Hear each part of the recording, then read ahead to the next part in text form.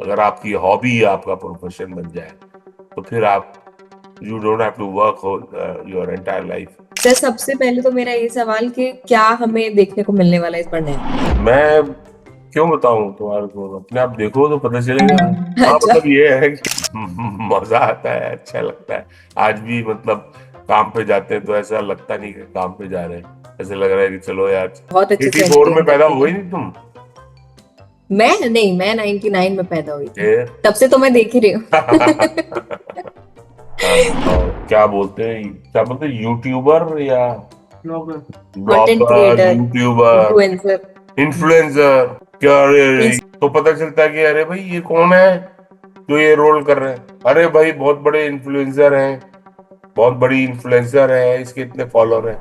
जो यूट्यूब पे एक मिनट का रील बनाना वो एक अलग चीज है, और एक कैरेक्टर करना अलग चीज है। अगर 84 से लगाएं तो आज 40 साल 42 साल से यही काम कर रहे हैं और खुश हैं। फिर डायरेक्टर को निकालना पड़ा, उनको भगाना पड़ा, हम्म। तो नेगेटिव है तो है, लेकिन वो तो अपने एक पैशन को फॉलो कर रहा है। तब कहना चाहिए क्या बोलते हैं उसको कि इससे बेहतर नहीं हो सकती।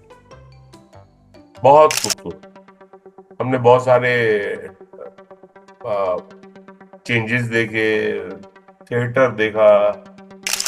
1984 में दूरदर्शन होता था, हमें तो मालूम नहीं था कि टीवी भी आएगा। Actually TV. Hi everyone, I am Divya, watching me on ABP live as well as ENT live. और सर बात करने के लिए हमारे साथ है Manoj Pawar sir. Hello sir, how are you?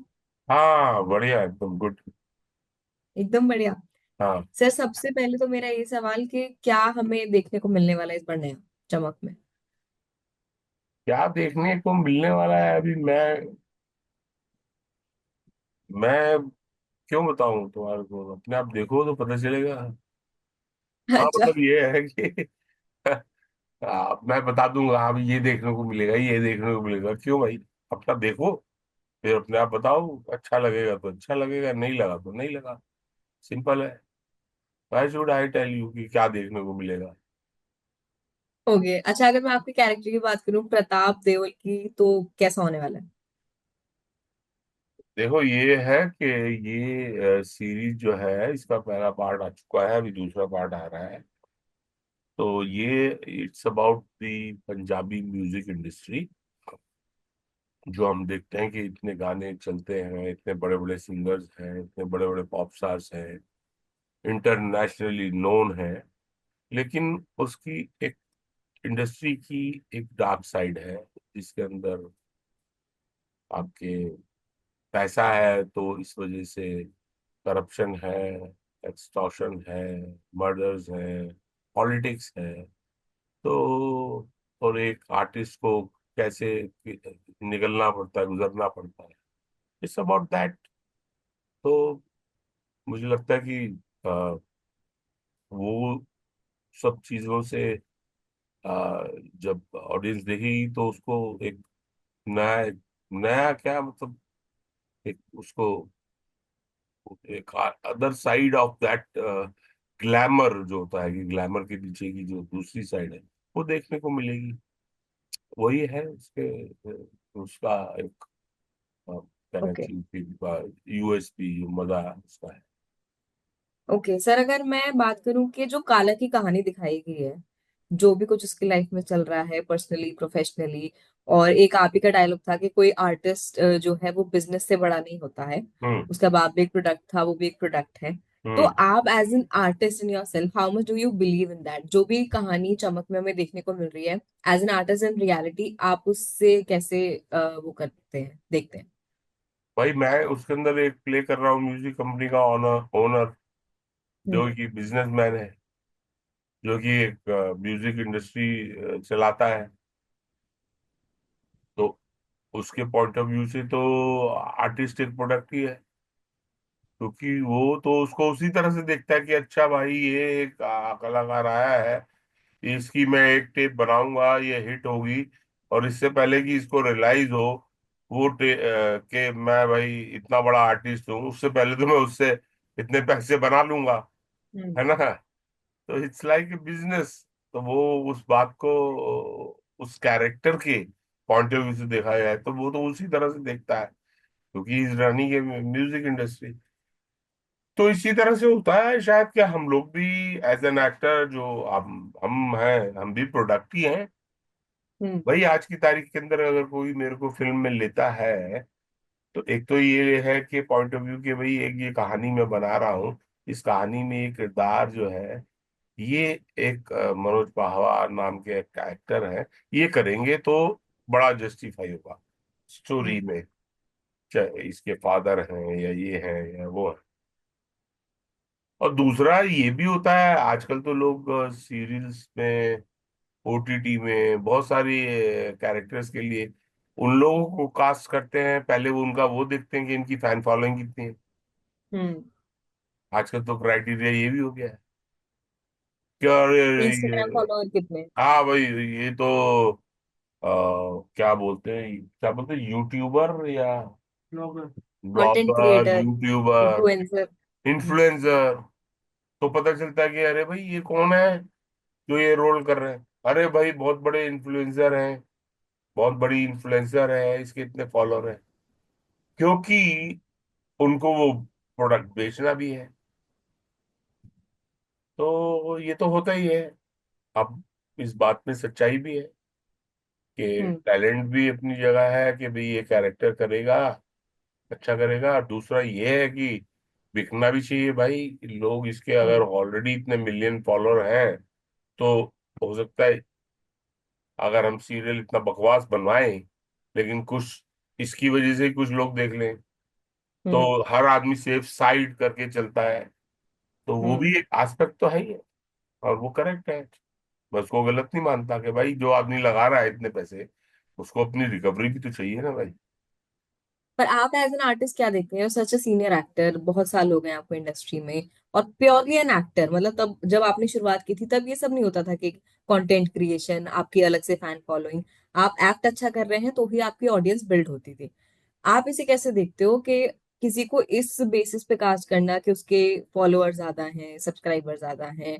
क्या एक ऐसा बंदा एक्टर भी अच्छा निकल सकता है? जरूरी है? नहीं, ये क्या है कि ये थोड़ा सा ट्रेंड चला है, हम्म। इसमें थोड़े से मिक्स्ड रिएक्शंस आए हैं। कुछ लोग बहुत फ्लॉप रहे हैं।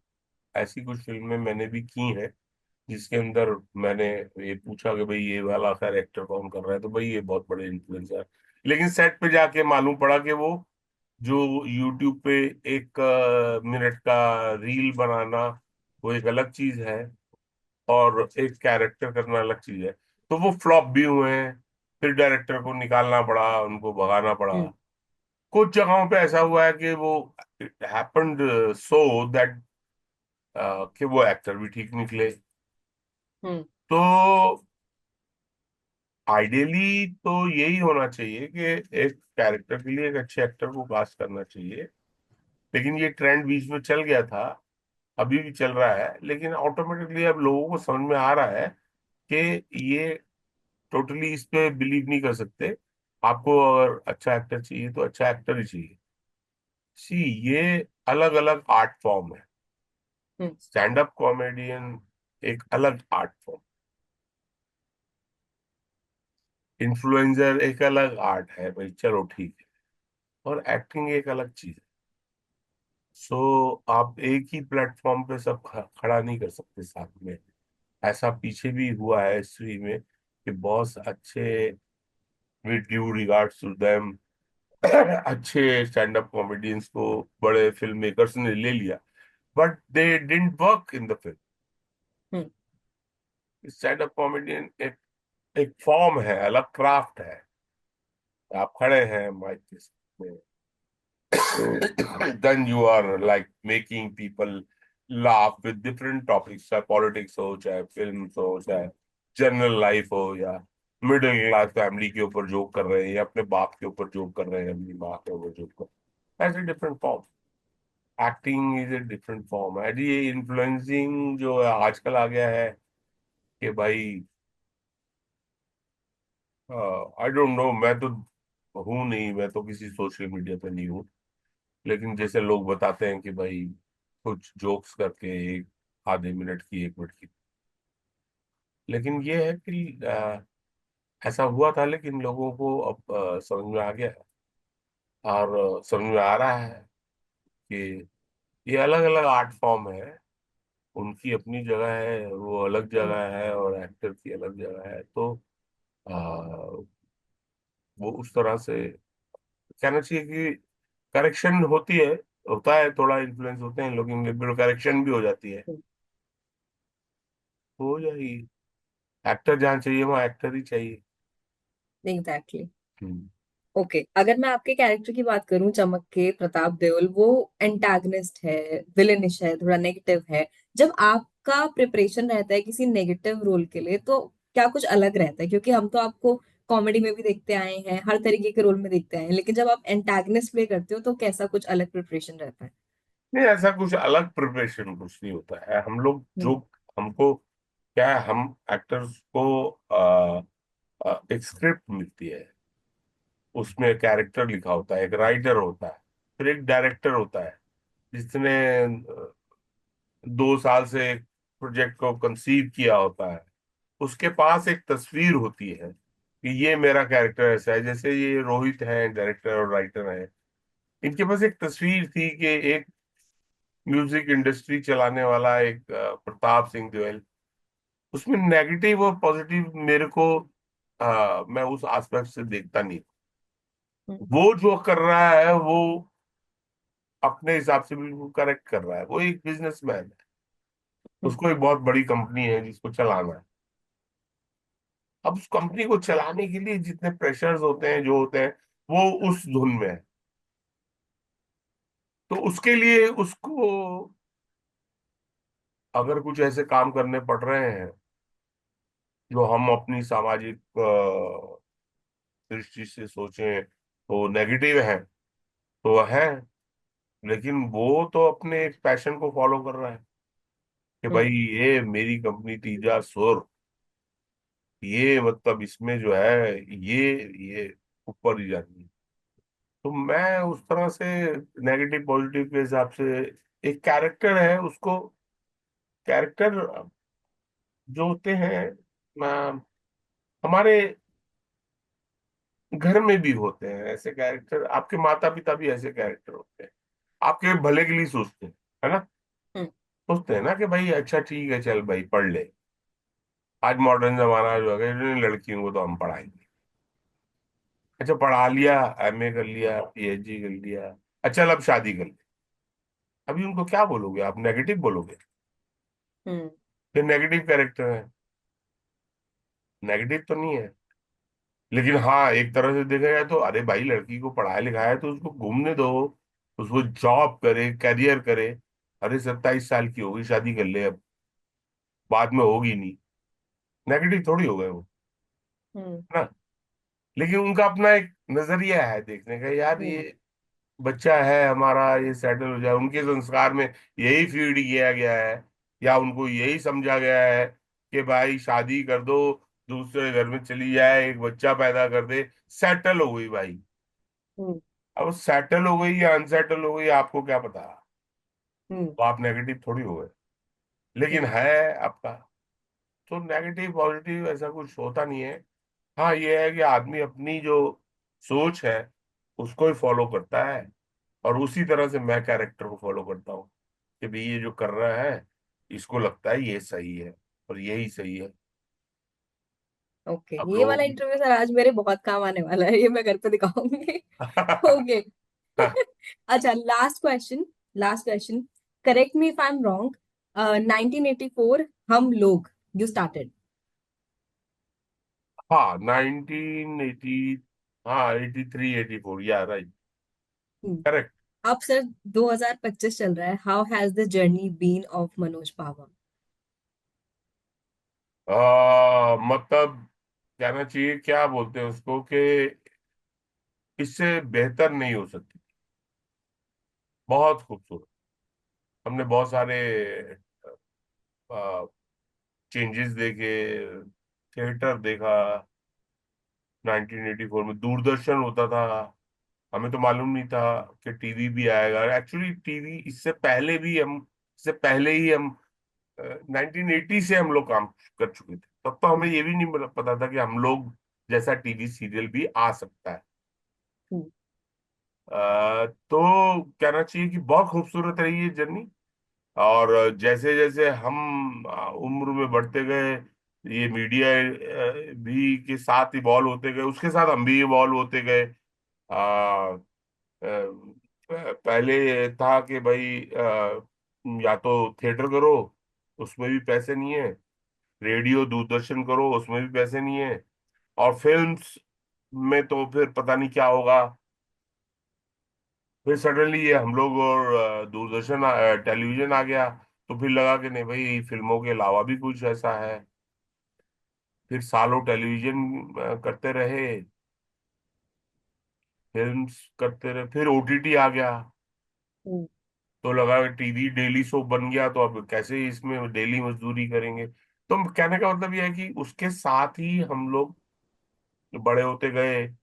अब ओटीटी आ गया, उसके बाद फिर कुछ ऐसी फिल्में आ गई, कुछ ऐसे ट्रेंड आ गया कि स्मॉल टाउन फिल्म्स बनने लग गई।